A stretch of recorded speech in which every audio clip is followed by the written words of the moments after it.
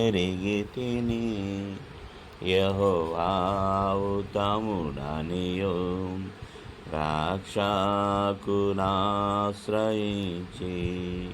నేదాన్యుడనైతిని రక్షకునాశ్రయించి నేదాన్యుడనైతిని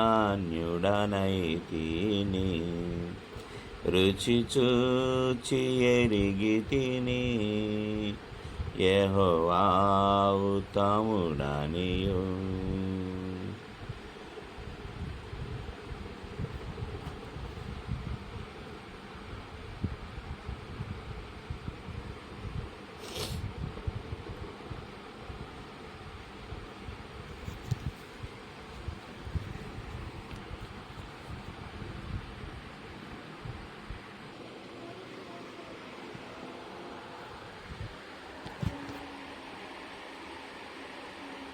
చెప్పనా? నేను చదువుతావా వసంత? చదువుతానండి అందరు.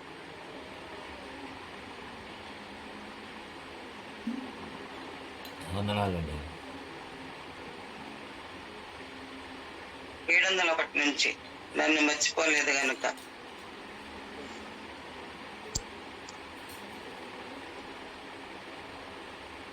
హలో, చదువుతా. 701 నుంచి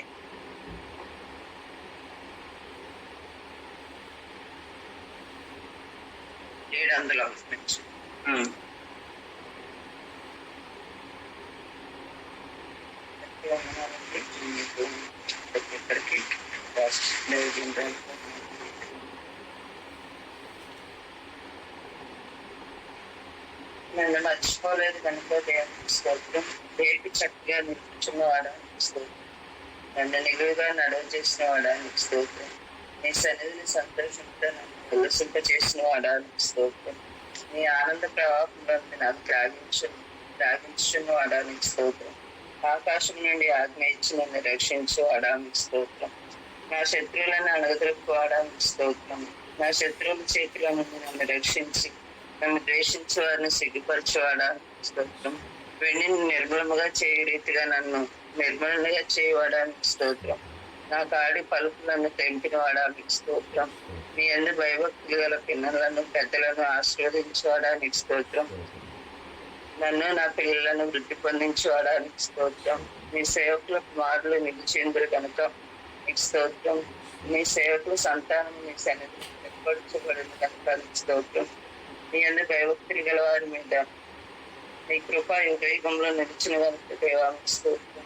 భూమి కంటే ఆకాశం ఎంత ఉన్నతముగా ఉన్నదో నీ యందు భయభక్తులు గల వారి ఎడల నీ కృప అంత అధికంగా ఉన్నది కనుక నీకు స్తోత్రం. నీ యందు భయభక్తులు గల వారి ఎడల జాలిపడేవాడానికి స్తోత్రం. నా పాపం బట్టి నాకు ప్రతీకారం చేయలేదు కనుక నీకు స్తోత్రం. నా దోషమును బట్టి నాకు ప్రతిఫలం ఇవ్వలేదు కనుక నీకు స్తోత్రం.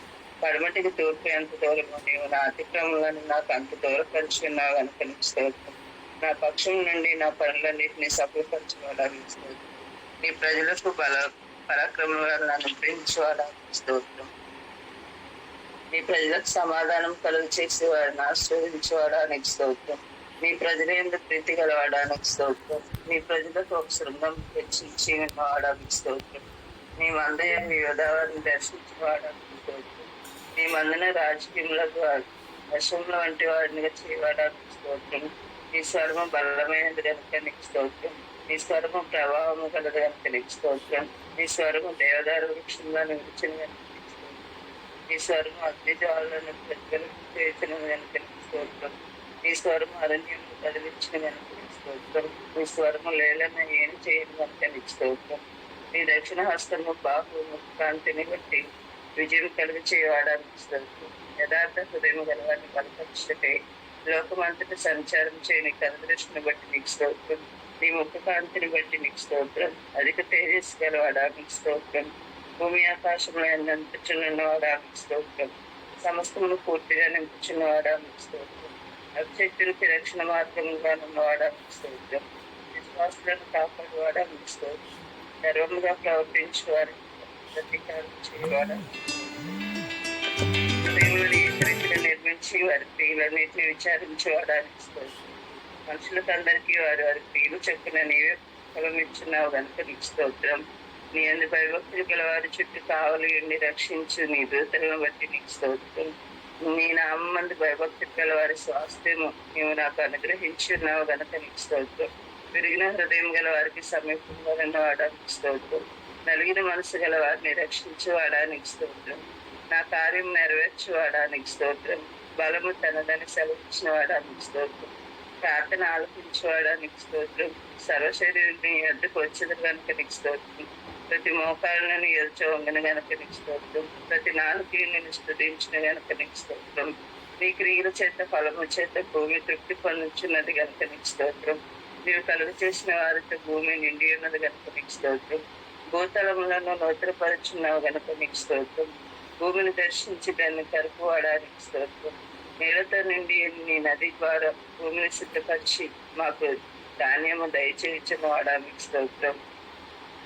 విత్తనము మొలకెత్తగా దాన్ని ఆశీర్వదించేవాడానికి స్తోత్రం. లోకము నీ కృపతో నిండి ఉన్నది కనుక నీకు స్తోత్రం. ఈ సంవత్సరంలో అంతం లేదు కనుక నీకు స్తోత్రం. సంవత్సరంలో నీ దయా కిరీటం ధరింపు చేసిన వాడానికి స్తోత్రం. నీ జాడలు సారము ఎదజలుచున్నది కనుక నీకు స్తోత్రం. నీ యొద్ద జీవపు ఓట కలదు కనుక నీకు స్తోత్రం. నీ న్యాయ విధులు మహాగాధములు కనుక నీకు స్తోత్రం. నీ ఆలోచనలు అతి గంభీరము కనుక నీకు స్తోత్రం. నీ మహాత్యమును గ్రహింప శక్తిని కానిది కనుక నీకు స్తోత్రం. నీ కార్యములు ఎంతో దొడ్డవి కనుక నీకు స్తోత్రం. నీ నీతి నీ పర్వతములతో సమానం కనుక నీకు స్తోత్రం. నీ ప్రభావమును భూమి ఆకాశములకు పైగానున్నది కనుక నీకు స్తోత్రం. నీ కృప ఆకాశం అంటుచున్నది కనుక నీకు స్తోత్రం. నీ సత్య సందర్భమును అంతరిక్షం నడుచున్నది కనుక నీకు స్తోత్రం. నరులు ఆశ్రయించి నీ రెక్కల నీడను బట్టి నీకు స్తోత్రం. సహస్రములు సహస్రములకు నీ రథములను బట్టి నీకు స్తోత్రం.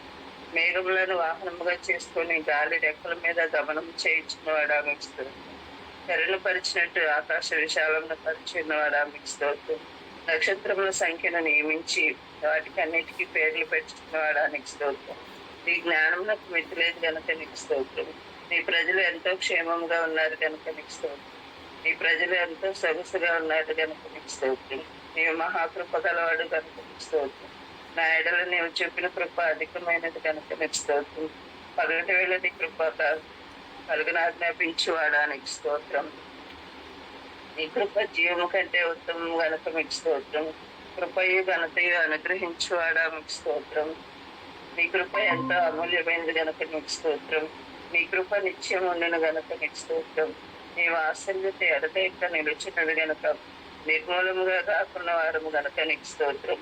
అనుదినము నూతనముగా పుట్టు వాత్సల్యతను బట్టి నీకు స్తోత్రం. కరుణా కటాక్షములను నాకు కిరీటంగా ఉంచున్నవాడా నీకు స్తోత్రం. నీవు చేసిన ఉపకారములను బట్టి నీకు స్తోత్రం. మహత్యమును ప్రభావమును ధరించిన వాడా మీకు స్తోత్రం. ప్రభావమును వస్త్రముగా ధరించిన వాడా మీకు స్తోత్రం. వస్త్రము వల్ల వెలుగును కప్పుకొని ఉన్నవాడా మీకు స్తోత్రం. వాయువులను తనకు దూతలుగా చేసుకుని ఉన్నవాడా మీకు స్తోత్రం. ఆశగల ప్రాణమును తృప్తిపరిచిన వాడా మీకు స్తోత్రం. ఆకులు కొని వారిని వారి ప్రాణమును మేలుతో నింపి ఉన్నవాడా మీకు స్తోత్రం. నీ వాక్కును పంపి బాగు చేయవాడా మీకు స్తోత్రం. ధర్మశాస్త్రం నందు గల ఆశ్చర్యకరమైన సంగతులను బట్టి నీకు స్తోత్రం. నా బాధలో నెమ్మది కలిగించి నీ వాక్యమును బట్టి స్తోత్రం. దేవుడి స్తోత్ర ప్రార్థన ఆలపించి దీవించిన గాక. ఆమేన్. దేవుడు ఇచ్చిన ప్రతి వాటిని బట్టి ప్రతిరోజు చెల్లించాల్సిన స్తోత్రం. యేసయ్యా మీరు ఇచ్చిన ఆహారాన్ని బట్టి పాదాలకు స్తోత్రములు. యేసయ్యా మీరు ఇచ్చిన వస్త్రాలను బట్టి పాదాలకు స్తోత్రములు. యేసయ్యా మీరు ఇచ్చిన గృహాన్ని బట్టి పాదాలకు స్తోత్రములు. యేసయ్యా మీరు ఇచ్చిన తల్లిదండ్రులు బట్టి పాదాలకు స్తోత్రములు. యేసయ్యా మీరు ఇచ్చిన కుటుంబ సభ్యులను బట్టి పాదాలకు స్తోత్రములు. యేసయ్యా మీరు ఇచ్చిన ఆరోగ్యాన్ని బట్టి పాదాలకు స్తోత్రములు. యేసయ్యా మీరు ఇచ్చిన ఆయుష్ను బట్టి పాదాలకు స్తోత్రములు. యేసయ్యా మీరు ఇచ్చిన కాపుదలను బట్టి పాదాలకు స్తోత్రములు. యేసయ్యా మీరు ఇచ్చిన సేవను బట్టి, ఉద్యోగాన్ని బట్టి, లేదా వ్యాపారాన్ని బట్టి పాదాలకు స్తోత్రములు. యేసయ్యా మీరు ఇచ్చిన ఆస్తిని బట్టి, వాహనాలు బట్టి పాదాలకు స్తోత్రములు. దేవుడు చేసిన ఆత్మీయ మేలుని బట్టి ప్రతిరోజు చెల్లించాల్సిన స్తుతులు. యేసయ్యా మీరు ఇచ్చిన కృపను బట్టి పాదాలకు స్తోత్రములు. యేసయ్యా మీరు ఇచ్చిన విశ్వాసం బట్టి పాదాలకు స్తోత్రములు.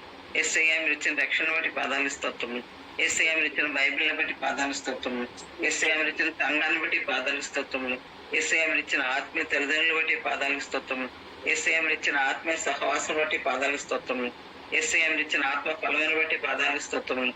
ఎస్ఐ మీరు ఇచ్చిన తలాంతులు బట్టి పాదాలకి స్తోత్రములు. ఎస్ఐ మీరు ఇచ్చిన కృపావరం బట్టి పాదాలకి స్తోత్రములు స్తోత్రములు. కన్ఫెషన్స్ క్యాన్సలేషన్స్ చదువుకుందామండి. ఇప్పుడు సృష్టించుతున్న కనుక మాట్లాడితే క్యాన్సలేషన్స్ అండి. ఫస్ట్, నా కుటుంబంపై, నా ప్రేయర్స్ కుటుంబంపై, ప్రసాద్ కుటుంబంపై ఈ దినము సాతాను ప్రణాళికలు యేసుక్రీస్తు నామములో కొట్టివేయుచున్నాను. ఈ దినము నా కుటుంబంపై, నా ప్రేయర్స్ కుటుంబంపై, ప్రసాద్ కుటుంబంపై యాక్సిడెంట్ వచ్చే దురాత్మ అధికారము యేసుక్రీస్తు నామములో కొట్టివేయుచున్నాను. వేట కాని ఉరి, నాశనకారమ తెగులు, రాత్రి వేళ కలుగు భయము, పగటి వేళ ఎగురు బాణము, చీకటిలో సంచరించే తెగులు, మధ్యాహ్నమంద పాడు చే రోగము యేసుక్రీస్తు నామములో కొట్టివేయుచున్నాను. సింహములు, నాగుపాములు, పదమ సింహములు, భుజంగములు, పాములు, తేళ్లు వాటి అధికారములు యేసుక్రీస్తు నామములో కొట్టివేయుచున్నాను. అపాయము, తెగులు, మరణము, శోధన, కీడు, పగటి వేళ ఎండ దెబ్బ, రాత్రి వేళ వెన్నెల దెబ్బ యేసుక్రీస్తు నామములో కొట్టివేయుచున్నాను. కృంగుదల, నిరాశ, అవిశ్వాసము, దిగులు, బాధ, భయము, వేదన, తొందరపాటు మొదలగు సాతాను తంత్రములు యేసుక్రీస్తు నామములో కొట్టివేయుచున్నాను. నిద్రలో, కళల్లో సాతాను విత్తిన కార్యాలు నా జీవితంలో, నా ప్రేయర్స్ కుటుంబపు జీవితంలో, నా కుటుంబం జీవితంలో, ప్రసాద్ కుటుంబం జీవితంలో పని చేయకుండా యేసుక్రీస్తు నామములో కొట్టివేయుచున్నాను. అపవిత్రాత్మ, వ్యభిచార ఆత్మ, జారత్వపు ఆత్మ, యెజబెలు ఆత్మ, డెలీల ఆత్మ, బబులను వేష ఆత్మ మరియు సాతాను దూతల అధికారము యేసుక్రీస్తు నామములో కొట్టివేయుచున్నాను. ఆకాశ దురాత్మ పక్షుల, దురాత్మ భూమృగాల, దురాత్మ జలచరముల అధికారము నా ప్రాణాత్మ దేహములపైన, నా ప్రేయర్స్ కుటుంబపు ప్రాణాత్మ దేహములపైన, నా కుటుంబ ప్రాణాత్మ దేహములపైన, ప్రసాద్ ప్రాణాత్మ దేహములపైన యేసుక్రీస్తు నామములో కొట్టివేయుచున్నాను. క్యాన్సలేషన్స్ అయిపోయినాయి. కన్ఫెషన్స్ అండి. ఈ దినం పుస్తకం చుట్టూలో నా కుటుంబం గురించి, నా ప్రేయర్స్ కుటుంబం గురించి, ప్రసాద్ గురించి వ్రాయబడిన దేవుని ప్రణాళికలు యేసుక్రీస్తు నామములో నెరవేరునుగాక. ఆమె పరిశుద్ధత, ప్రార్థన, వాక్యదానము, వాక్యం అనుసరించట ఈ దినమంతయు యేసుక్రీస్తు నామములో నేను, నా ప్రేయర్స్ కుటుంబంలో, నా కుటుంబము, ప్రసాద్ కుటుంబము కలిగి ఉందముగాక. ఆమె దేవుని భయము, దేవుని 7 ఆత్మలు నాపై, నా ప్రేయర్స్ కుటుంబములపై, నా కుటుంబంపై, ప్రసాద్పై ఈ దినమంతయు యేసుక్రీస్తు నామములో నిలిచి ఉండునుగాక. ఆమేన్. దేవుని చిత్తమును ఈ దినమంతయు యేసుక్రీస్తు నామములో నేను, నా ప్రేయర్స్ కుటుంబములు, నా కుటుంబము, ప్రసాద్ కుటుంబము చేయుదుముగాక. ఆమేన్. దర్శనములో, కళలలో ఈ దినము ప్రభువు నన్ను, నా ప్రేయర్స్ కుటుంబములను, నా కుటుంబమును, ప్రసాద్ కుటుంబం దర్శించునుగాక. ఆమేన్. ఆత్మవరములు, ఆత్మఫలములు ఈ దినము నాలో నుండి, నా ప్రేయర్స్ కుటుంబంలో నుండి, నా కుటుంబంలో నుండి, ప్రసాద్ కుటుంబంలో నుండి యేసుక్రీస్తు నామములో ప్రత్యక్షపరచబడునుగాక. ఆమేన్. నా మనసు, నా ప్రేయర్స్ కుటుంబ మనసులు, నా కుటుంబ మనసులు, ప్రసాద్ మనసు, ప్రసాద్ తల్లిదండ్రుల మనసులు, హృదయము, ఆత్మ, దేహము ఈ దినమంతయు పరిశుద్ధాత్మ స్వాధీనములో నడిపించబడునుగాక. ఆమేన్. నా ఆలోచనలు, నా ప్రేయర్స్ కుటుంబపు ఆలోచనలు, నా కుటుంబం ఆలోచనలు, ప్రసాద్ ఆలోచనలు, ప్రసాద్ తల్లిదండ్రుల ఆలోచనలు, ఆశలు, ఆవేశాలు, ఊహలు, తెలివి, నిర్ణయాలు స్వచిత్తము దేవుని వాక్యము చేత నడిపించబడునుగాక. ఆమేన్. సర్వాంగ కవచమును ధరించి సాతాను తంత్రములను ఈ దినము యేసుక్రీస్తు నామములో జయించుదుముగాక. ఆమేన్. నా సాక్ష్యము, నా ప్రేయర్స్ కుటుంబపు సాక్ష్యము, నా కుటుంబ సాక్ష్యము, ప్రసాద్ సాక్ష్యము, ప్రసాద్ తల్లిదండ్రుల సాక్ష్యము, క్రీస్తు సువార్త ఒకరికైనా ప్రకటించే కృప ఈ దినము పొందుదుముగాక. ఆమేన్. దేవుని వెలుగు, జీవము, రాజ్యము, మహిమ, బలము ఈ దినమంతయు నాపై, నా ప్రేయర్స్ కుటుంబములపై, నా కుటుంబంపై, ప్రసాద్ తల్లిదండ్రులపై పనిచేయునుగాక. ఆమేన్.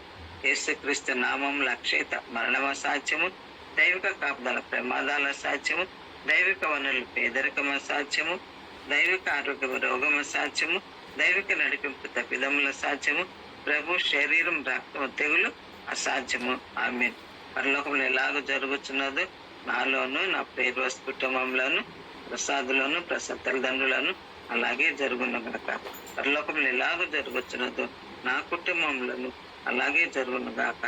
Amen, amen, amen. లోకమంతటి మీదకి అపో శోధన కాలంలో నేను నిన్ను కాపాడేదను. ఆమెన్.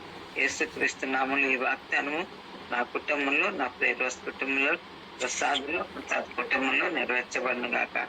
Amen, amen. బైబిల్ ఉన్నట్లయితే ద్వితీయోపదేశ కాండం 28 అధ్యాయం 1 నుంచి 14 వరకు చదువుకుందామండి. ద్వితీయోపదేశ కాండం. నేను నా దేవుడైన యెహోవా బాట శ్రద్ధగా విని నేడు నాకు ఆజ్ఞాపించున్న ఆయన ఆజ్ఞలన్నిటిని అనుసరించి నడుచుకుని ఎడల నా దేవుడైన యెహోవా భూమి మీద నున్న సమస్త జనముల కంటే నన్ను నా ప్రేరు వారియస్ కుటుంబమును ప్రసాద్ కుటుంబమును హెచ్చించినగాక. నేను నా దేవుడైన యెహోవా మాట విని ఎడల ఈ దీవెనలన్నీ నా మీదకి, నా ప్రేరు వారియస్ కుటుంబం మీదకి, నా కుటుంబం మీదకి, ప్రసాద్ గారి కుటుంబం మీదకి వచ్చి నాకు ప్రాప్తించును. నేను పట్టణంలో దీవింపబడదును, పొలంలో దీవింపబడదును. నా గర్భఫలము, నా ప్రేరువాస్ గర్భఫలము, ప్రసాద్ గారి గర్భఫలము, నా భూఫలము, నా ప్రేరువాస్ కుటుంబం భూఫలము, నా పశువుల మందలు, నా దుప్పిటెద్దులు, నా గొర్రె మేకల మందలు, ప్రేరువాస్ కుటుంబం గొర్రె మేకల మందలు దీవించబడిన గాక. నా గంపయు పిండి పిసుకు నా తొట్టియు దీవింపబడిను. నేను నా ప్రేరువాస్ కుటుంబము, ప్రసాద్ గారి కుటుంబం లోపలికి వచ్చినప్పుడు దీవింపబడదును, వెలుపలకు వెళ్ళినప్పుడు దీవింపబడదును. నా మీద పడి నా శత్రువులను, నా ప్రేరువాస్ కుటుంబం శత్రువులను యెహోవా నా ఎదుట, నా ప్రేరువాస్ కుటుంబం ఎదుట, ప్రసాద్ గారి ఎదుట హతమగినట్లు చేయను. వారొక త్రోవను నా మీదకి, నా ప్రేరువాస్ కుటుంబం మీదకి బయలుదేరి వచ్చి 7 త్రోవలు నా ఎదుటి నుండి, నా ప్రేరువాస్ కుటుంబం ఎదుటి నుండి పారిపోదురు. నా కొట్లలోనూ నేను చేయ ప్రయత్నములన్నిటిలోనూ, నా ప్రేరువాస్ కుటుంబం చేయ ప్రయత్నములన్నిటిలోనూ నాకు, నా ప్రేరువాస్ కుటుంబం నాకు దీవెన కలిగినట్లు యెహోవా ఆజ్ఞాపించును. నా దేవుడైన యెహోవా నాకు ఇచ్చిన దేశంలో, నా ప్రేరువాస్ కుటుంబానికి ఇచ్చిన దేశంలో, ప్రసాద్ గారికి ఇచ్చిన దేశంలో ఆయన నన్ను, నా ప్రేరువాస్ కుటుంబం, ప్రసాద్ గారి కుటుంబం ఆశీర్వదించును. నేను నా దేవుడైన యెహోవా నా ప్రేరువాస్ కుటుంబం ఆజ్ఞలు అనుసరించి ఆయన మార్గంలో నడుచుకొని ఎడల యెహోవా నాకు, నా ప్రేరువాస్ కుటుంబకు, ప్రసాద్ గారి కుటుంబకు ప్రమాణం చేసి ఉన్నట్లు ఆయన తనకు ప్రతిష్ఠ జనముగా నన్ను, నా ప్రేరువాస్ కుటుంబం, ప్రసాద్ గారిని స్థాపించును. భూప్రజలందరూ యెహోవా నామమున పిలువబడుట చూచి నాకు, నా ప్రేరువాస్ కుటుంబకు, ప్రసాద్ గారి కుటుంబకు భయపడదురు. మరియు యెహోవా నాకు ఇచ్చేదనని, నా ప్రేరువాస్ కుటుంబంకి ఇచ్చేదనని నా పితరులతో, ప్రేరువాస్ కుటుంబం పితరులతో ప్రమాణం చేసిన దేశమున నా గర్భఫల విషయంలోను, నా పశువుల విషయంలోను, నా నేల పంట విషయంలోను నాకు సమృద్ధిగా, నా ప్రేరువాస్ కుటుంబానికి సమృద్ధిగా, ప్రసాద్ గారి కుటుంబం సమృద్ధిగా మేలు కలుగు చేయను. యెహోవా నా దేశం మీద వర్షము దాని కాలమందు కురిపించుటకును, నేను నా ప్రేరువాస్ కుటుంబం చే కార్యం అంతటిని ఆస్వాదించుటకును ఆకాశమును తన మంచిదైన నిధిని తెరచును. నేను, నా ప్రేరువాస్ కుటుంబము అనేక జనములకు అప్పిచ్చదం కానీ అప్పు చేయము. నేడు నేను నాకు మీకు ఆజ్ఞాపించిన మాటలన్నిటిలో దేని విషయంలోనూ కుడికి గాని ఎడమకు గాని తొలగి అన్యుల దేవతలను అనుసరింపకయో వాటిని పూజింపకయో నున్న ఎడల నేను, నా ప్రేరువాస్ కుటుంబము అనుసరించి నడుచుకొనవలెనని నేడు నేను నాకు ఆజ్ఞాపించున్న, నా ప్రేరువాస్ కుటుంబంకు ఆజ్ఞాపించున్న నా దేవుడైన యెహోవా ఆజ్ఞలను విని వాటిని అనుసరించి గైకొని ఎడల యెహోవా నన్ను, నా ప్రేరువాస్ కుటుంబమును, ప్రసాద్ గారి కుటుంబమును తలగా నియమించిన గాని తోకగా నియమింపడు. నేను, నా ప్రేరువాస్ కుటుంబము, ప్రసాద్ గారి కుటుంబము పైవాడవుగా ఉందము గాని క్రింద వాడవుగా ఉన్నాము. నేడు నేను నాకు ఆజ్ఞాపించిన ఆయన సమస్తమైన ఆజ్ఞలను, కట్టడలను నేను అనుసరించి నడుచుకొనవలనని నా దేవుడైన యెహోవా సెలవిచ్చిన మాట విని ఎడల ఈ శాపంలో నేను నీకు సంభవించిన 14 వరకు దేవుడి వాక్యభావం దీవించి ఆశీర్వదించిన గాక. Amen, amen. Thank you very much అమ్మా. 91 కీర్తన చదువుకుందాము. అరుణి గారు 91 కీర్తన చదవండి అమ్మా. 91 కీర్తన చదవండి. మహోన్నతిని శాతం గుర్తించేవాడే సర్వశక్తిని లేదని విశ్రమించేవాడు. ఆయనే నా ఆశ్రయమో, నా కోట. నేను నమ్ముకున్న నా దేవుడని నేను యెహోవాను గురించి చెబుతున్నాను. వేటగాని గుడిలో నుండి ఆయన నన్ను విడిపించింది. నాశనకరమైన తెగులు రాకుండా నన్ను రక్షించింది. ఆయన తన రెక్కలతో నన్ను కప్పును. ఆయన రెక్కల కింద నాకు ఆశ్రయం కలగదు. ఆయన సత్యము వేడిము దాలయ్యదు. రాత్రి వేళ కలుగు భవించైనను, పగటి వేళ ఎదుగు ప్రాణములకైనను, చీకటిలో సంచరించు తెగులకైనను, మధ్యాహ్నమందు పాడు చేరు నీవు భయపడుతుండవు. నీ ప్రక్కన వేయమని కదిలినను, నీ తుది ప్రక్కన 10,000 మంది కూలినను ఏ అపాయము నీ ఎద్దకు రాదు. నీవు కన్నులారా చూసుకున్నగా భక్తిహీనులకు ప్రతిఫలము కలగదు. యెహోవా నీవే నా ఆశ్రయమును, నీవు మహోన్నతుడైన దేవుని నీకు నివాస స్థలముగా చేసుకుని ఉన్నావు. నీకు అపాయమేమీ రాదు, ఏ తెగులు నీ గుడాలను సమీపించదు. నీ మార్గములన్నిటిలో నిన్ను కాపాడుటకు ఆయన నిన్ను గూర్చి తన దూతలకు ఆజ్ఞాపిస్తుంది. నీ పాదములకు రాయి తగులుతుందా వారు నిన్ను తమ చేతుల మీద వేసుకుందరు. నీవు సింహములను నాగుపాములను కొట్టెదవు, పొగము సింహములను భుజంగములను అనగబెట్టెదవు. అతడు నన్ను ప్రేమించుచున్నాడు కనుక నేను అతన్ని తప్పించగలను. అతడు నా నామము ఎరిగినవాడు కనుక నేను అతన్ని గణపరచగలను. అతడు నాకు మొరపెట్టగా నేను అతనికి ఉత్తరమిచ్చేదను. శ్రమలో నేను అతనికి తోడైంది. అతన్ని విడిపించి అతన్ని గొప్ప చేసేది. దీర్ఘాయువు చేత అతన్ని తృప్తిపరచదు. నా రక్షణ అతనికి చూపించేదను. ఈ వాగ్దానాలన్నీ దేవుడు మన కుటుంబాల్లో, మన పేరువాసి కుటుంబాల్లో నెరవేర్చి దీవించి ఆశీర్వదించినట్టు.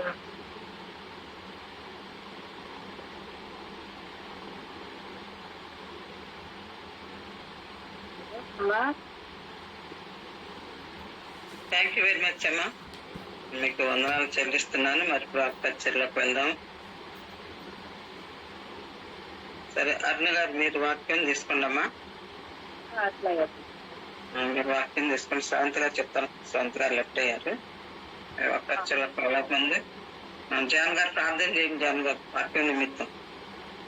సరేనమ్మ గారు, సేవకురాలందరికీ వందనాలు చేసి అమ్మగారికి వందనాలు ప్రార్థన చేసుకుందాం. పరిశుద్ధుడా, ప్రేంగల తండ్రి, జీవాధిపతి, మహోన్నతుడా, కృపా సత్య సంపూర్ణుడా, నీకు వందనాలు స్తోత్రాలు చెల్లిస్తున్నామయ్యా. మమ్మల్ని రాత్రి కాల నుంచి ఉదయం వరకు కాపాడి నీ రెక్కల నీళ్ళు దాచుకొని తండ్రి నాయన, పాటల ద్వారాగా నీ నామాన్ని కనపరిచి, స్తుతుల ద్వారాగా నీ నామాన్ని కనపరిచి నాయన, ఇప్పుడు తండ్రి నాయన వాక్యం చెప్పేవే బిడ్డ నా తండ్రి అరుణమ్మ గారిని తండ్రి అయా నువ్వు 7 ఆత్మతో అభిషేకించి అయా మాకు కావాల్సిన వర్తమానం అనుగ్రహించి తండ్రి, మేము వినే మనసు గ్రహించే హృదయం మాకందరికి అనుగ్రహించి తండ్రి, మేము వాక్యం విని ఇతరులు సాటించే భాగ్యం అనుగ్రహించిన ఆయన. అమ్మగారికి అయ్యగారికి మంచి ఆరోగ్యాన్ని బలం చేతిని దయచేతండి. అయా ప్రసాద్ గారిని బట్టి ప్రార్థిస్తున్నాం తండ్రి. అయా కుటుంబాన్ని దీవించి ఆశీర్వదించి అయా నీ మేలు దీవెనలు ఆశీర్వాదాల కుటుంబాలందరి గురించి మగనాని ఆశీర్వాదాలు దీవెనలు మా కుటుంబాలు, మా సేవకురాలందరికీ అనుగ్రహిస్తాం. నీ కార్యక్రమంలో నువ్వే తోడుగుండి ఇనే మనసు గ్రహించే హృదయం ఏ వాక్యం చదువుతూ నీ పరలోక దీవెనలు ఆశీర్వాదాలు మా కుటుంబాలందరిపై ఉంచుతావని యేసు పరిశుద్ధులను ప్రార్థించేరుకుంటున్నాం తండ్రి. ఆమేన్. థ్యాంక్స్ వెరీ మచ్ గారు. ప్రత్యేక మీకు వందనాలు చెల్లిస్తాం. ఈ సమయాన్ని రాష్ట్రం గారు అరుణ గారికి అప్పగిస్తాం. అరుణ గారు వాక్య చేస్తారండి. ఒక 15 నిమిషాలేనండి. 4:48 అయింది. 15 నిమిషాలు. ఓకే. దేవునామానికి స్తోత్రం. సేవకురాలకి, కూడిన సేవకులకి, సేవకురాలందరికీ కూడా వందనాలు. వాక్య ధ్యానంలోకి వెళ్దాం.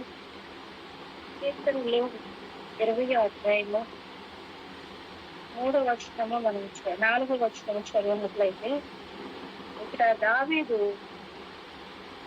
రాసిన కీర్తనలో ఆయన మాట్లాడిన మాట, నీ కోరికను సిద్ధింపచేసి నీ ఆలోచన యావత్తు సఫలపరచును గాక.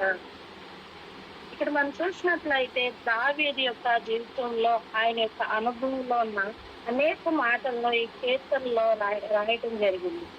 ఆయన అంటున్నారు కదా, నీ కోరికను సిద్ధింపచేసి నీ ఆలోచన యావత్తు సఫలపరుచును. ఈనాడు మన యొక్క కోరికలు ఏమైనవి?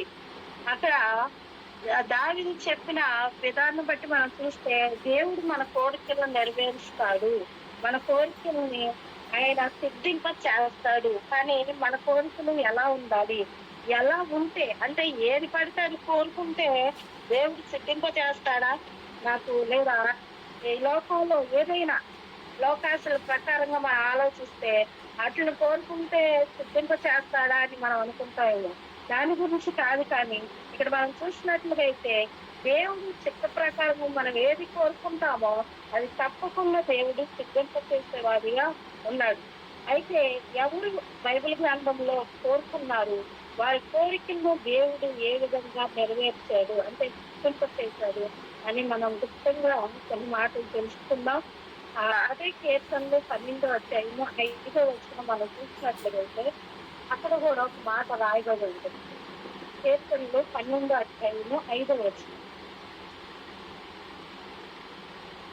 బాధపడు వారికి చేయబడిన బలత్కారమును బట్టి దరిద్రుల నిట్టూర్పును బట్టి నేను ఇప్పుడే లేచెదను. రక్షణ కోరుకుని వారికి నేను రక్షణ కలుగ చేసేదనని యెహోవా సెలవిస్తున్నాడు. అబ్బా, దేవుడు ఎంత చక్కటి మాట ఇక్కడ రాయించాడండి. ఆయన అంటున్నాడు కదా, బాధపడు వారు వారికి చేయబడిన బలత్కారమును బట్టి దరిద్రుల నిట్టూర్పును బట్టి ఇప్పుడే నిలిచదు అంటున్నాడు. అంటే దేవుడు ఇప్పుడే అంటే ఆలస్యము లేకుండా చాలా చోట్ల కూడా దేవుడు రాయించిన మాట అంటే నిశ్చయముగా ఇప్పుడే అంటున్నాడు. ఇక్కడ మనం చూసినట్లయితే ఇప్పుడే లేచెదను అంటున్నాడు.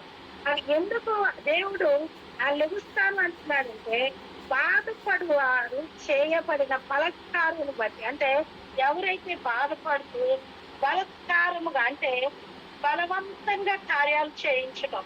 మనం చూసినట్లుగా అయితే ఒక సహోదరు నాకు తెలుసు, వాళ్ళు ప్రార్థనకి వెళ్ళే ఆమె ఏం చేస్తుందంటే ఇష్టపడి ఒక వ్యక్తిని వివాహం చేసుకుంది. మేమైతే ముందే చెప్పాము, అన్యుల్ని చేసుకోవద్దమ్మా, చేసుకుంటే తర్వాత ఇబ్బంది పడతామని చెప్పినా వాళ్ళు ఆమె వినకుండా అతను నాతో పాటు ప్రార్థనకు వస్తానన్నాడమ్మా అని చెప్పి అతను చేసుకుంది. కొన్ని రోజులకి బాగానే ఉంది, కానీ తర్వాత నాకు కలిసినప్పుడు ఆ పాపం నాతో ఈసారి కనబడినప్పుడు చెప్తున్న మా ఏడుస్తుంది. ఏమ్మా ఎలా ఉన్నావు, ఏంటి, ఏం చేస్తావు, మీ ఆయన ఎలా ఉన్నారంటే గోర్ని ఏడుస్తుంది. ఏంటమ్మా ఏడుస్తున్నావు అంటే, అమ్మా మీరు చెప్పినట్లుగానే అతను చేసుకోకుండా ఉన్నా పోయేది. ఇప్పుడు నాకైతే అసలు ఇష్టం లేదు. నాకు దేవుడు ఈయన నిజ దేవుడు అని తెలుసు. నేను దేవుని బాప్తిసం పొందా, రక్షణ పొందా, అయినప్పటికీ కూడా బలవంతంగా నాతో పూజలు చేయిస్తాడమ్మా. పూజ చేస్తేనే నువ్వు ఉండాలి ఇక్కడ, లేకపోతే వదిలేసి వెళ్ళిపో, మీ అమ్మోళ్ళకి వెళ్ళిపో అంటున్నాడు. అందరినీ కాదని ఎవరి మాట లెక్క చేయకుండా చేస్తున్నాను. అంటే ఇక్కడ ఏంటంటే ఆమెకైతే ఇష్టం లేదు పూజలు చేయటం, అంటే తన ఇష్టంగా ఉండటం ఇష్టం లేదు, కానీ ఇక్కడ బలత్కారంగా అంటే బలవంతంగా ఆమెతో అది జరిగిస్తున్నాం. అందుకే ఇక్కడ అంటున్నాడు, బలత్కారము చేయబడిన బాధపడి వారి చేయబడిన బలత్కారమును బట్టి దరిద్రుల నిట్టూర్పును బట్టి నేను ఇప్పుడే లేచెదను. రక్షణ కోరుకున్న వారికి నేను రక్షణ కలుగు చేస్తాను అంటున్నాడు. మనం రక్షణ కోరుకుంటే దేవుడు తప్పకుండా మనకు రక్షణ కలుగు చేస్తాడు అని ఇక్కడ వాక్యం చదివిస్తుంది. దేవుడిని రక్షించమని అడగాలి. ఏ విధంగా అంటే లోకపరంగానో ఈ లోక పాపము నుంచి మనకు విడుదల కలగాలని, ఈ అపవిత్రత నుంచి విడుదల కలగాలని మనం కనుక ప్రార్థన చేస్తే దేవుడు తప్పకుండా మన కోరికను వినేవాడిగా ఉన్నాడు. మనకి తెలుసు, పాపం చేసిన స్త్రీ యేసు ప్రభు వారి దగ్గరికి వెళ్ళి ఆయన పాదాల యొక్క కూర్చొని ఆమె కన్నీరు కార్చింది అని మనం అనేక సార్లు చదువుకున్నాము. అయితే ఆమెకున్న అవసరత ఏంటి? డబ్బా, లేక ఇంకేమన్నా ఆరోగ్యం గురించి వచ్చిందా? దేనికోసం వచ్చిందంటే రక్షణ కోసం వచ్చింది, పరిశుద్ధత కోసం వచ్చింది. దేవుని యొక్క ఆయన్ని గమనించింది, ఆయనలో నీతిలో బ్రతకాలనుకుంది. కనుక ఆ పాపం చేసిన స్త్రీ యేసు ప్రభు వారి పాదాల యొద్దకు వచ్చి కన్నీరు కార్చి తన పాపములు ఒప్పుకున్నప్పుడు అమ్మ నీ విస్తారమైన పాపములు క్షమించబడి అని అక్కడ దేవుడు చెప్తున్నాడు. ఎప్పుడైతే మనం రక్షణ కోరుకుంటామో, రక్షించబడాలి అని మన హృదయంలో మనం కోరుకుంటామో, అప్పుడు ఆయన మన విషయంలో ఇప్పుడే లేచే దేవుడిగా ఉన్నాడు. ఇక్కడ మనం చూసినట్లుగైతే ఆ యొక్క ప్రసాద్ వాళ్ళ కుటుంబం కూడా వాళ్ళ నాన్నగారు కానీ వాళ్ళు చెప్తున్న మాట ఏంటంటే, మేమంతా కూడా దేవుని తెలుసుకుంటాము, ఆ రక్షణ పొందుతాము, మా బిడ్డకి స్వస్థత కలిగితే అంటే రక్షణ వారు కనుక కోరుకుంటే హృదయపూర్వకంగా యేసయ్య మాకు కావాలి, యేసయ్య దేవుడని మేము హృదయపూర్వకంగా కోరుకుంటున్నామని వాళ్ళు కోరుకుంటున్నారు కనుక దేవుడు వారి విషయంలో ఇప్పుడే లెగిస్తాను అని చెప్తున్నారు. ఇంకొక మాట మనం చూసుకుందాం, ఇంకొక వ్యక్తి గురించి. అదే మత్తయి సువార్త మనం చూసినట్లయితే 27వ అధ్యాయము 17వ వచనం. ఇక్కడ ఒక ఆమె ఒకళ్ళు కోరుకున్నారు. మత్తయి సువార్త 27వ అధ్యాయము 17వ వచనం కూడా మనం చూసినట్లయితే ఇక్కడ ఉన్న వాళ్ళ కోరిక ఏమిటి, ఆ దేవుడు అటు నెరవేర్చాడా లేదా అనేది మనం చూద్దాం. కాబట్టి జనులు కూడి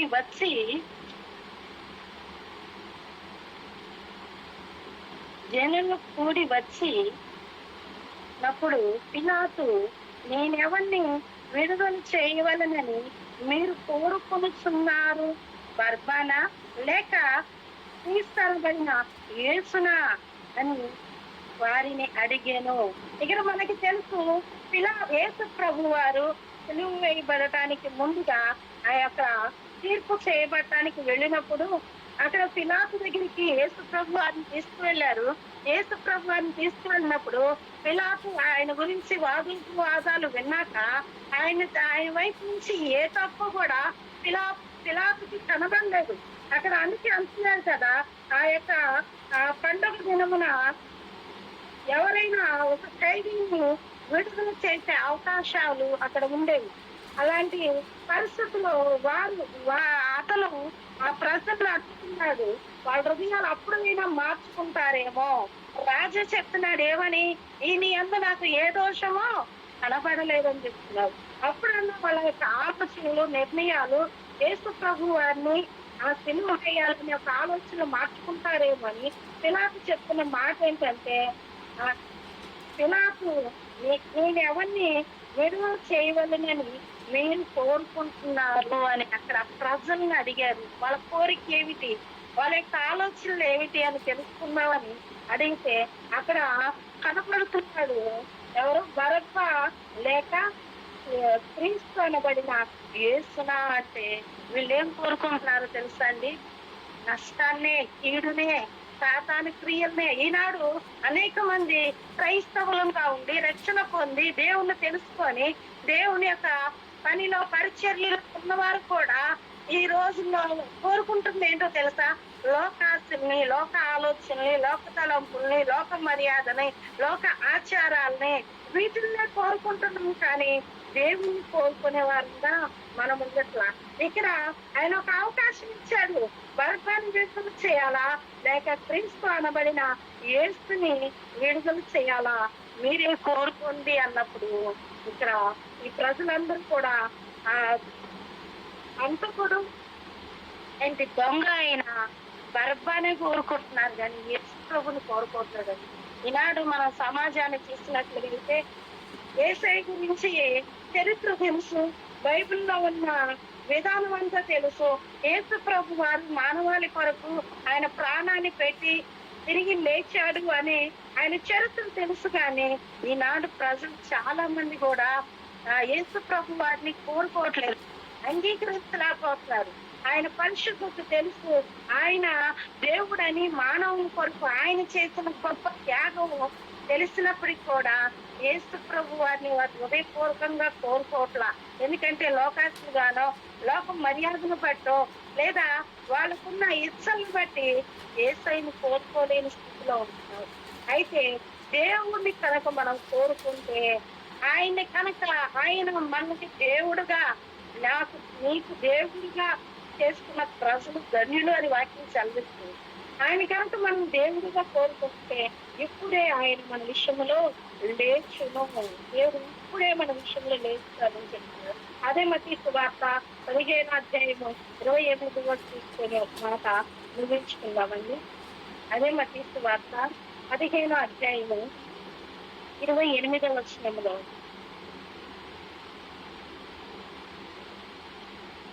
అందుకు యేసు, అమ్మా, నీ విశ్వాసం గొప్పది, నీవు కోరినంటే నీ కగును గాక అని ఆమెతో చెప్పెను. ఇక్కడ మనం చూసినట్లయితే ఇక్కడ ఒక స్త్రీ కోరుకుంటుంది. ఆమె ఎవరంటే ఒక కానాను స్త్రీ అని ఇక్కడ రాయబడి ఉంది. ఆమె యొక్క అన్యురాలు. యేసు ప్రభువు ఎవరో తెలియదు, విన్నది యేసయ్య గొప్పవాడని, ఆయన అద్భుతాలు చేస్తున్నాడని, ఆయన రోగుల్ని స్వస్థపరుస్తున్నాడని, దెయ్యాలను వెళ్ళగొడుతున్నాడని ఎప్పుడైతే ఆమె విన్నదో, ఆ విని తన కుమార్తెకి బలహీనంగా ఉందని, తన కుమార్తెని బ్రతికించుకోవాలని యేసు ప్రభు వారి దగ్గరికి వచ్చింది. మనం నేను చూసుకున్నాము. ఇక్కడ చూసినట్లుగైతే యేసు ప్రభు వారి పైన వచనాలు మనం చూసినట్లుగైతే యేసు ప్రభు వారికి ఆమెకు ఒక సంభాషణ జరిగింది. అయితే ఆయన అంటాడు కదా, ఆ వెంట పడుతున్నప్పుడు కుక్క పిల్లలు తిను రొట్టె ముక్కలను కుక్క పిల్లలతో వేయుట తగున అన్నప్పుడు ఆమె తను ఆమె తగ్గించుకొని, అంటే ఆమె ఏం కోరుకుంది? తన కుమార్తెకు విడుదల కలగాలని యేసు ప్రభు వారి దగ్గరికి వచ్చింది. ఆమె ఏమి కోరికతో వచ్చింది అంటే తనకు విడుదల కలగాలని, దేవుడు సాయం చేయాలని కోరుకొని దేవుని దగ్గరికి వచ్చింది కనుక ఆ ప్రభు అక్కడ మాట్లాడుతున్న మాట ఏంటంటే, అందుకు నీవు కోరినట్లే నీకు అగునుగాక. మనం ఏం కోరుకున్నాం? ఎలాంటి కోరికలతో దేవుని సన్నిధిలో మనం ప్రార్థన చేస్తున్నాం? దేవుని చిత్త ప్రకారమైన కోరికల. మనం ఇంకో చోటు కూడా చూసినట్లయితే ఒక కుష్ఠరోగి ఆయన యొద్దకు వచ్చి, ఆయనకి ఇష్టమైతే నన్ను శుద్ధునిగా చెయ్యి అంటున్నాడు. అంటే దేవుడి ఇష్టాన్ని ఆయన కోరుకుంటాడు. దేవుడికి ఇష్టమైతే నన్ను శుద్ధిని చేయి అన్నాడు. ఆ మాట ఎంత బాగున్నది అసలు. అయ్యా, నేను బలహీనుని, నేను అనారోగ్యంతో ఉన్నాను, నన్ను ముట్టు, నాకు స్వస్థతని అని అడగట్లేదు. నీకు ఇష్టమైతే నన్ను శుద్ధిని చెయ్యయ్యా అని ఎంత ఆయన తగ్గించడం కాదు, కానీ దేవుని ఇష్టానికి కూడా ఆయన అప్పగించాడు. నీకు ఇష్టమైతే, నేను అల్పుణ్ణి, పాపిని, అయోగ్యుని, ఏ యోగ్యత లేని వాడిని, నేను ఎన్నో జీవితం చేశాను, ఈ శిక్ష, ఈ యొక్క అనారోగ్యత నాకు తగిలితే, అయితే నీకు ఇష్టమైతే ఇందులోంచి నేను విడుదల కోరుకుంటున్నానని అక్కడ దేవుని ఇష్టానికి నాకు అప్పగించుకున్నప్పుడు దేవుడు అంటున్నాడు కదా, నాకు ఇష్టమే, నేను శుద్ధిని కమ్ము అంటున్నాడు. దేవుడు మన కోరికలు నెరవేరుస్తాడు. కానీ మన కోరికలు ఎలా ఉండాలి, ఏ విధంగా ఉన్నాయి, వేటిని దేవుడు మన కోరికలను నెరవేరుస్తాడంటే ఇక్కడ మనం చూసినట్లయితే రక్షణ కోరుకుంటే నెరవేరుస్తాడు. రెండోదిగా దేవుని కోరుకుంటే, ఆయనే కావాలని కోరుకుంటే ఇప్పుడే మన విషయంలో లేచి అది నెరవేరుస్తాడు. ఇక్కడ మనం చూసినట్లయితే ఆమె తన బిడ్డకు స్వస్థత కోరుకుంది, తన బిడ్డ విడుదల పొందాలని ఆమె కోరినట్లే. అక్కడ మనం చూసినట్లయితే నీవు కోరినట్లే నీకు అగునుగాక అని ఆమెతో చెప్పాను. ఆ గడియలోనే ఆమె కుమార్తె స్వస్థత నొందెను. మనం కోరుకునేది మన హృదయపూర్వకంగా సందేహించక, అక్కడ ఎన్ని పరిస్థితులు వచ్చినా, అడ్డంకులు వచ్చినా, ఆయన శిష్యులు అమ్మ ఏంటి నువ్వు ఆయన వెళ్ళిపోతున్నా కానీ వెంటబడుతున్నావు అని చెప్పి ఆమె గద్దించినా కానీ విడిచిపెట్టకుండా ఆమె కోరుకుంది. ఆమె కోరినట్లుగానే దేవుడు కార్యం చేశాడు. ఈనాడు నా కోరికలు ఏమైనవి? దేవుడి చిత్త ప్రకారంగా ఏదడిగినా దేవుడు ఇస్తానని ఆయన మాట ఇస్తున్నాడు. మన యొక్క కోరికను ఆయన సిద్ధింప చేసే దేవుడు. అంటే నీ కోరికను ఆయన సిద్ధింప చేస్తాడు అంటే నీ యొక్క ఆలోచనలకు ఆయన గౌరవిస్తున్నాడు. నీ కోరికను ఆయన రెస్పెక్ట్ ఇస్తున్నాడు. అంటే ఆయన సిద్ధింప చేయాలి అంటే దేవుడు ఇష్టపడాలండి మన కోరికను. ఈ బిడ్డ కోరుకునేది మంచిది. ఆయన భూమి ఆకాశం కలుగుగా కానీ ఆయన సృష్టించినప్పుడు అది మంచిదని దేవుడు చూశాడంట. అలాగే ఈనాడు నా కోరిక, మన హృదయంలో ఉన్న ప్రతి కోరిక కూడా ఆయన చూసినప్పుడు అది ఆయనకి మంచిది అనిపించాలి, అది ఆయనకి నచ్చాలి. అప్పుడు ఆయన వాటిని సిద్ధింప చేసేవాడిగా ఉన్నాడు. కనుక మన యొక్క కోరికలు ఎలా ఉన్నాయి? దేవుని యొక్క మనం పరిచయం చేసుకుందాం. ఒకవేళ నువ్వు రక్షణ కోరుకుంటే ఇప్పుడే ఆయన లేచి నీ పక్షమున రక్షించే దేవుడిగా ఉన్నాడు. స్వస్థత కోరుకుంటే అది దేవుడి చిత్త ప్రకారమైంది. ఎందుకంటే మనం అనారోగ్యంతో ఉండాలని, మనం రోగిష్ఠులుగా ఉండాలని దేవుడు ఎంత మాత్రం అనుకోవట్లేదండి. మన బిడ్డలు మనం కన్నప్పుడు, మన బిడ్డలు మనం పెంచుతున్నప్పుడు వారికి ఏదైనా బలహీనత వస్తే తల్లిగా తండ్రిగా మనం ఎంత అల్లాడిపోతామో, మనల్ని సృష్టించిన సృష్టికర్త, మనల్ని ప్రేమించిన దేవుడు, మన కొరకు తన ప్రాణాన్ని సైతం లెక్క చేయకుండా తన ప్రాణం పెట్టిన దేవుడు. ఒక చోట రాయబడి ఉంటుంది కదా, ఆయన గాయములు మనకు స్వస్థత అని. ఆయన గాయపరచబడింది ఎందుకో తెలుసా? ఆయన గాయాల్లో మనకు స్వస్థతని ఇవ్వటానికి, ఆయన రక్తములో మన పాప క్షమాపణ కలగటానికి ఆయన అర్పించుకున్న గొప్ప దేవుడండి. ఆయన చేసిన త్యాగం ఏ తల్లి తండ్రి ఎవరు చేయలేదు. మనల్ని ప్రేమించున్నామని చెప్పిన గొప్పవారు సైతం, నీ కొరకు నా ప్రాణం, నీ ప్రాణానికి నా ప్రాణం అడ్డేస్తానని చెప్పిన వాళ్ళు సైతం కూడా మాటలే కానీ వాళ్ళు చేయలేము. కానీ దేవుడు చేశాడు. ఆయన మనల్ని ఇష్టపడుతున్నాడు. అయితే మన కోరికను ఆయన గౌరవించాలి. ఆయన సిద్ధింప చేయాలంటే మన కోరిక ఆయన గౌరవించాలి. దాన్ని సిద్ధింప చేయాలంటే అది ఆయనకి ఇష్టమై ఉండాలి. ఆయన స్వస్థత ద్వారా ఆ స్వస్థత నొందాలని మనం కోరుకున్నప్పుడు తప్పకుండా దేవుడు మనకు స్వస్థతను ఇచ్చే దేవుడుగా ఉన్నాడు. అందుకే ఆ కుష్ఠరోగి దగ్గర కూడా నాకు ఇష్టమే అన్నాడు దేవుడు. అంటే అతను కోరుకుంటున్నాడు, స్వస్థత నొందగోరే యేసు ప్రభు దగ్గరికి వచ్చాడు.